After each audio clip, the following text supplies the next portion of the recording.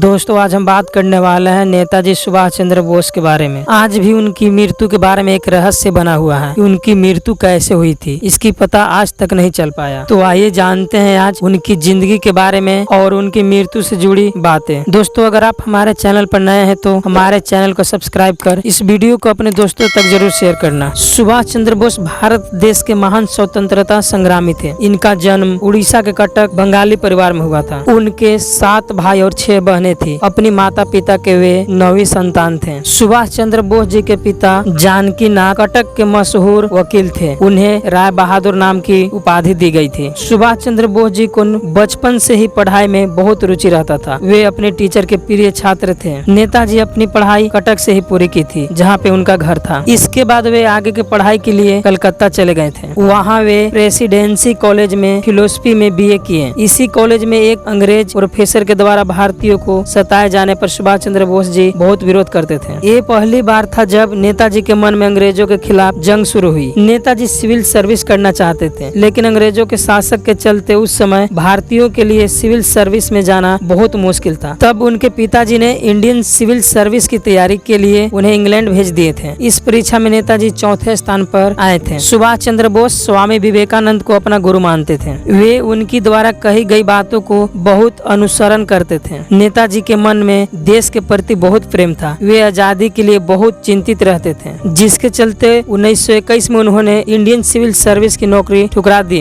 और भारत लौट आए थे। भारत लौटते ही नेताजी स्वतंत्रता की लड़ाई में कूद गए और उन्होंने भारतीय राष्ट्रीय कांग्रेस पार्टी ज्वाइन किए। शुरुआत में नेताजी कलकत्ता में कांग्रेस पार्टी के नेता रहे और चित्तरंजन दास के नेतृत्व में काम किया करते थे। सुभाष चंद्र बोस चित्तरंजन दास को अपना राजनीतिक गुरु मानते थे। कुछ दिन बाद सुभाष चंद्र बोस जी को नाम से जानने लगे। धीरे धीरे उनके काम की चर्चा चारों तरफ फैल रहा था। नेताजी एक नौजवान सोच लेकर आए थे, जिससे वे यूथ लीडर के रूप में चर्चित हो रहे थे। नेताजी किसी के बनाए नियम पर नहीं चलना चाहते थे, वे स्वयं के हिसाब से चलना चाहते थे। सुभाष चंद्र बोस और महात्मा गांधी इन दोनों का विचार बिल्कुल अलग था। नेताजी गांधी जी के अहिंसावादी विचारधारा से सहमत नहीं रहते थे, क्योंकि उनकी सोच नौजवान वाला था, जो हिंसा में भी विश्वास रखते थे। दोनों का विचार भले ही अलग था, लेकिन मकसद एक ही था। दोनों भारत देश के आजादी जल्द से जल्द चाहते थे। सन 1939 में द्वितीय विश्व युद्ध चल रहा था। तब नेताजी ने वहां अपना रुख किए। वे पूरी दुनिया से मदद लेना चाहते थे, ताकि अंग्रेजों के ऊपर से दबाव पड़े और वे देश को छोड़कर भाग जाएं। इस बात का उन्हें बहुत अच्छा असर देखने को मिला, जिसके बाद ब्रिटिश सरकार ने उन्हें जेल में डाल दिया। जब वे जेल में गए तो लगभग 2 हफ्तों तक उन्होंने नहीं खाना खाया और नहीं पानी पिए थे। उनकी बिगड़ती हालत को देख देश के नौजवान उग्र होने लगे और उनकी रिहाई की मांगे करने लगे। तब सरकार ने उन्हें कलकत्ता में नजरबंद कर रखा था। इस दौरान 1941 में नेताजी अपने भतीजे शिशिर की मदद से वहां से भाग निकले थे और ब्रिटिश से बदला लेने के लिए वे कूटनीतिक अपनाए और जो दुश्मन के दुश्मन था उसको अपना ये दोस्त बनाने लगे। इसी के दौरान उन्होंने ऑस्ट्रेलिया की एमिली से शादी कर ली है। इसके बाद वे बर्लिन में रहने लगे। उनकी एक बेटी भी हुई, जिसका नाम अनीता बोस था। 1943 में नेताजी जापान जा पहुँचे। जापान आकर वे मोहन सिंह से मिले, जो उस समय आजाद हिंद फौज के मुख्य थे। नेताजी मोहन सिंह और रास बिहारी के साथ मिलकर आजाद हिंद फौज का पूर्ण गठन किए। इसके साथ ही नेताजी आजाद हिंद सरकार पार्टी भी बनाए। 1944 में नेताजी ने अपनी आजाद हिंद फौज को तुम मुझे खून दो मैं तुम्हें आजादी दूंगा नारा दिए, जो देश भर में नई क्रांति लेकर आया। मगर अफसोस खुद नेताजी भारत को आजाद होते नहीं देख पाए, क्योंकि 18 अगस्त 1945 को ही उनकी मौत हो गई थी। हालांकि नेताजी का मौत आज भी एक रहस्य बनी हुई है। भारत में एक अनुभव माना जाता है कि नेताजी की मौत विमान दुर्घटना में नहीं हुई है, लेकिन उनकी मौत के बारे में पता आज तक नहीं चल पाया। जय हिंद।